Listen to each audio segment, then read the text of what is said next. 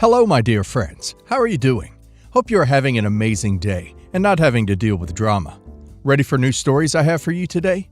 Let's go to the first one. And don't forget to listen to the end of the story, guys, to hear my insights. Enjoy the stories. And don't forget to like and subscribe. And of course, don't forget to leave a comment. I, 17 female, am graduating high school next month and am set to attend my first choice college with a partial scholarship in the fall. It's an in-state school about an hour away, and because of my dual enrollment credits, I should only be 5 semesters from finishing my bachelor's degree and then going for the master's degree I need for the career I want. 5 years ago, my mom's mom, died, leaving behind a college fund for me and my siblings, Kyle, male 25, and Kelsey, female 22. Mom's Aunt Teresa was supposed to oversee it, but she died in 2020, and somehow my parents wound up in charge. I don't know all the details because I was 12 when Mom died and 14 when Aunt Teresa died. I'm not even sure exactly how it was structured or how much there was, except that it was supposed to be enough to cover a significant amount of our expenses, if not everything. Kelsey is a fine arts major, and her first year of college was derailed by lockdowns, and she wound up losing an entire year.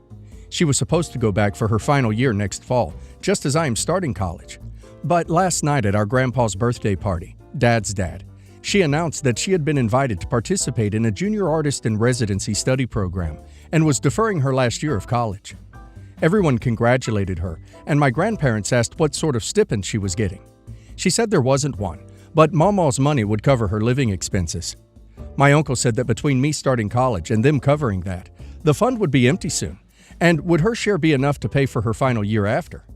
That's when my dad said that since I had scholarships and my sister needed it more, I wouldn't be getting any of the money Mama left for us. Everyone was shocked and started asking questions, but my parents insisted that it was important to support my sister's artistic goals, the way we never were, and that I'd be fine. My grandparents argued with them. Mom said I could take out loans for what my scholarship didn't cover and live at home to save money. I was in tears, and my sister was upset that people weren't happier for her. When my uncle asked if there was even going to be money left for my sister to go back and graduate, my parents said they would take out a loan against the house to cover it.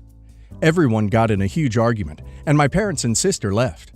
My grandparents' uncle and aunt got to talking, and my uncle, who is a lawyer, says he's going to look into it and that we may have to sue them for my share of the college money because he believes they mismanaged it.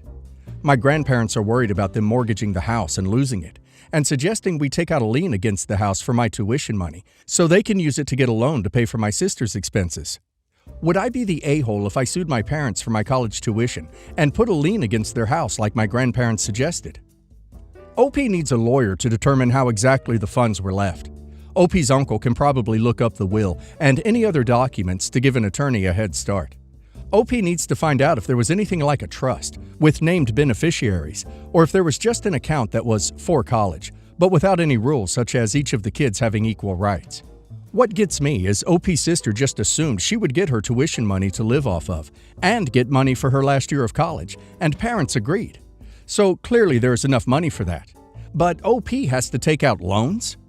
And now let's hear the community's opinion. This sounds like they horribly mismanaged the money. A fund that was supposed to cover even 50% of 3 college tuitions should have had a healthy 6-figure amount. Not to mention the fact that it was supposed to be used for tuition, not other programs. During the discovery, your uncle may find out some disturbing truths. But secrets, especially money secrets, always are the worst. Whether you do or don't, your relationship with your parents and sister is likely irreparably damaged. Not the a-hole. Not the a-hole. If your parents are refusing to give you money that was left in trust for you, you are 100% in the right to try to get it. They are essentially stealing from you. You can't put a lien against someone's house for any old reason. What your parents decide to do with their own home is their business. You can't stop them or try to get your share of the equity in their home. Now, if a court decides they mismanaged the money and they do owe you a certain amount, they certainly can take out a loan at that time to pay you back. But you can't do it yourself. Your lawyer uncle needs to take the reins on this one. He needs to get a copy of the will stating that funds were set aside, and statements from the account detailing when and how funds were dispersed. My mom was married to another guy before my dad, and she has a daughter Elizabeth, 35 female, from that marriage. They divorced when Elizabeth was 2, and she met my dad a year later. My mom's ex-husband was pretty bitter about it, and for years they thought it was impacting Elizabeth and he was bringing her into his anger about Mom moving on. They found out the truth when Mom was pregnant with me, 26 male. Elizabeth started saying all kinds of crap about my dad and me, and she told Mom she wanted her to lose the baby. She told my mom that her and her dad would say prayers for my dad and me to die, and for her to be a family with them again. She also confessed to lying to the neighbor about stuff my dad said. They apparently knew the neighbor had been weird with him or them for a while, but had no idea why. She was also lying in school and to her friends' parents about my dad being super strict and mean, and not letting her do a bunch of stuff. I know my mom ended up winning full custody by the time I was 1, and her ex was ordered to take parenting classes and therapy. The memories I have of Elizabeth living with us are not pleasant. She always wished me and Dad dead, and I remember her wishing other disturbing things on us. She told me she hated me and that I was a duck-up on Mom's part. She said my dad was a bed warmer who didn't get that he was supposed to leave. I didn't really know what a lot of that stuff meant at the time, but it became clearer with age. She even tore up photos around the house to cut Dad and me out. My parents had her in therapy. I remember she used to go a few times a week. Never worked. When she was 14 or 15, she went to live with her dad after she got to decide. My mom did everything to try and keep Elizabeth. Even though she was at her dad's, Elizabeth was supposed to keep going to therapy. Elizabeth told Mom she had to choose between her and us, me and my dad. Mom told her she wanted us all in her life, and Elizabeth said she'd rather watch the two of us die. Last time I saw Elizabeth was at my high school graduation. Her husband's sister or brother was graduating too. She was still as hateful as ever. I haven't seen her since, but my dad saw her twice, and she was as cruel to him then as ever. But my mom hasn't given up that she'll realize what her dad did, and that we're not to blame for them not being a family, and that Dad and I aren't as bad as her dad made her think. Elizabeth has started talking to our mutual grandparents again, and now my mom and grandparents want to trick Elizabeth into being at my wedding to show her she can be around us. Mom said it would be a test to see if she can be civil at least, and I said no way. That my wedding is not the time or place for that, and none of them can come if they insist on trying that. Mom begged me to reconsider so we could have Elizabeth back. I told her I never had her in the first place to get her back, and I'm not letting her daughter ruin my wedding. Am I the a-hole? Well, OP's wedding is not a place and time to be testing crazy sister.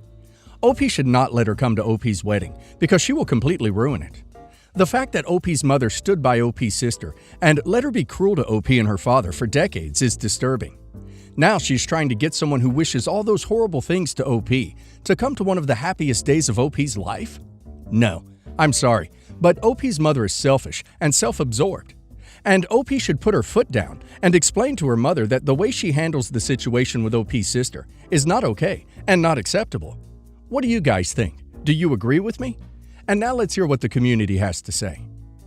The last 100 times that Elizabeth was near us, she wished us dead. But maybe the 101st time she is near us, she will be a delight to be around. Even if Elizabeth gradually turns around, she won't make a complete 180 so soon. So she would still be unpleasant to be around for the foreseeable future, especially if she gets tricked. I can't fathom why your mother thinks that tricking her is a good idea. And even if for some reason you would be willing to risk taking aggression from Elizabeth to please your mother, this isn't just your day. Your responsibility that day is towards your wife, not towards your mother, and I can't see how your wife would ever be fine with this.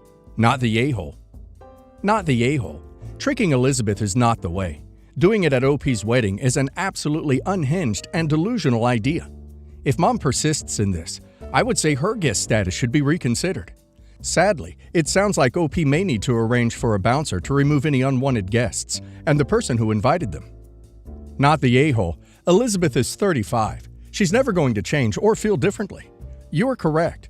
Your wedding is not the place to trick her into coming to try to be one big happy family. It is not going to happen. My ex-husband, 35 male, and I, 33 female, got separated 7 months ago. We have shared custody of our 14-year-old son. My son struggled to accept the separation and adopt to the new normal. I put him in therapy suggested by my brother-in-law, his dad's brother and favorite uncle. I noticed my ex-husband has been coming over a lot to yell at me and start fights about our son, saying stuff like how our son should live with him full-time. At first, I had no idea what his problem was, until my son told me he's suspecting his therapist to be giving my ex-husband information about the sessions. Because my ex-husband brought up many things my son talked about in therapy, but ex-husband was trying to deflect blame. I did some digging, and my son's suspicions were confirmed. I felt so incredibly violated on his behalf. I went to confront his therapist, and he denied, then said that my ex-husband came to him with concerns, and basically wanted to know about what my son says in those sessions out of concern. I had a big argument with him and told him that I'll be reporting him for betraying my son's trust and violating him like that, even if this information was going to his dad, aka family. To me, that is still wrong. Apparently, he, the therapist, told my ex-husband about me reporting him, and my ex-husband didn't say anything, nor come over to fight with me. However, he must have told brother-in-law, because brother-in-law visited and told me that I overreacted, and that if I report my son's therapist, then I'll cause more damage because my son got used to this one. When I pointed out how my ex-husband could have gathered and twisted information to screw me over in custody, he told me that I was doing this for my own selfish reasons and to cover my own butt. He said that I clearly don't have my son's best interest at heart to think that's okay. I got mad and told him to leave after he tried to talk my son into stopping me from reporting his buddy therapist. But I yelled at him that clearly he, my ex-husband, and his buddy therapist were in this together. He got offended and called me delusional and walked out. The family are telling me to let it go and just find another therapist instead of reporting. Am I the a-hole? Notice how brother-in-law wants son to keep going to the therapist because he got used to this one. The therapist who has already betrayed the son's confidence. Brother-in-law doesn't have the poor kid's best interest at heart. He's just trying to convince mom she's unreasonable, so she doesn't cut off their info and manipulation line. Not the a-hole. The therapist absolutely should be reported for their wildly unprofessional behavior. Do not let this go. Brother-in-law suggested this therapist on purpose. All along, this was a ploy to get dirt on you, so your ex could file for full custody. Report the therapist. They violated the law, and the reason brother-in-law is pissed is because he knows this is going to blow back on him. As for your husband, you know why he hasn't said anything about this? Because he is hoping you will let this go, knowing full well that it will be used against him in any future custody battles. His brother personally recommended a therapist for your son, and then the boy's father used that relationship to get legally protected information from said therapist. From the outside, it looks planned from the very beginning as a means to get custody of the child. They were looking for dirt on you, and none of them had any problem using your son to get it. You owe it to your son to use every legal means at your disposal. He needs to know at least one of his parents respects him and will fight for him. Consult a lawyer, report the therapist, and create a paper trail for any future custody battles. Not the a-hole. Unbelievable. If it were my kid, I'd be suing, reporting him, and going after his license. Absolutely not the a-hole. I'm raging on you and your son's behalf. Dear husband travels internationally for work at least once a month. When she knows dear husband is gone, mother-in-law has this annoying habit of coming over at random times when she knows dear husband is gone. She's known twice so far. I've asked her to stop doing this because I'm not always in the mood to entertain mother-in-law. She's very annoying and passive-aggressive. I do not like her.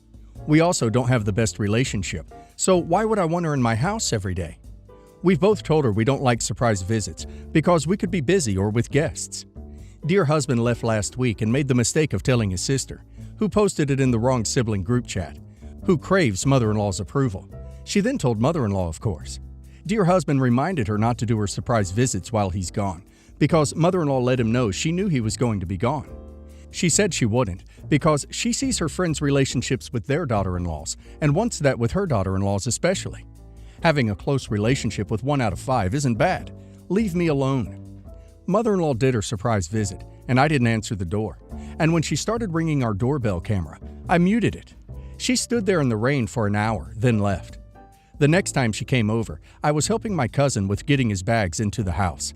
He had several job interviews, so like I do for most of my family, I let him stay at our house. Mother-in-law sat in her car until we got inside to catch us in the act, I guess. She rang the doorbell, and I reminded her of our rule. Next thing I know, cousin-in-law is sending me messages saying mother-in-law caught me with my affair partner, who is a big black man, and I wouldn't let mother-in-law in because she caught us, and I was trying to hide him. Someone needs to teach this woman genetics. Even though I'm pale, my mom is black, so why would it be shocking to see a big black man in my house? especially when she's met a lot of them.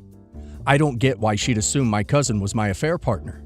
Also, how was I hiding him if he was in the kitchen cooking and singing? She sent dear husband messages about this, and he ignored her because he knew my cousin was coming. Also, it would be dumb to bring an affair partner to our house because there's tiny security cameras everywhere in this house. Even though mother-in-law doesn't believe it, I genuinely love and respect my husband, so I have no reason to have an affair. Mother-in-law has spread this affair rumor to dear husband's entire family and won't take it back, even though brother-in-law and sister-in-law told her she was wrong and I had my cousin over. She's so frustrating, but I'll let dear husband deal with it like he said he would. I'm just so tired of this woman, and I want her away from me. How is spreading rumors and disrespecting my boundaries going to help her build a relationship with me? At this point, it's probably time to go no contact. She's not trying to build a relationship with you. She's trying to ruin your relationship with dear husband. If it was me, I'd tell her that she has 5 seconds to leave my property, or I'm calling the police on her for trespassing. Next time, talk through your ring. Tell her she has until the count of 3 to leave before you call the authorities to have her trespassed. Then start counting, slowly. 1, 2. By 3 she'll be gone, or you'll have to follow through. Which following through doesn't sound so bad. She needs a good scare, I think. Good news. You now have the perfect excuse to never speak to this vile person again. Woohoo! You're free! Your dear husband will understand. Everyone in the family will understand. Hell, even the church ladies would understand. What she did is abhorrent and unacceptable. You are completely within your rights to cut all contact and draw a hard line in the sand after this BS. Mother-in-law overplayed her hand. Enjoy your victory.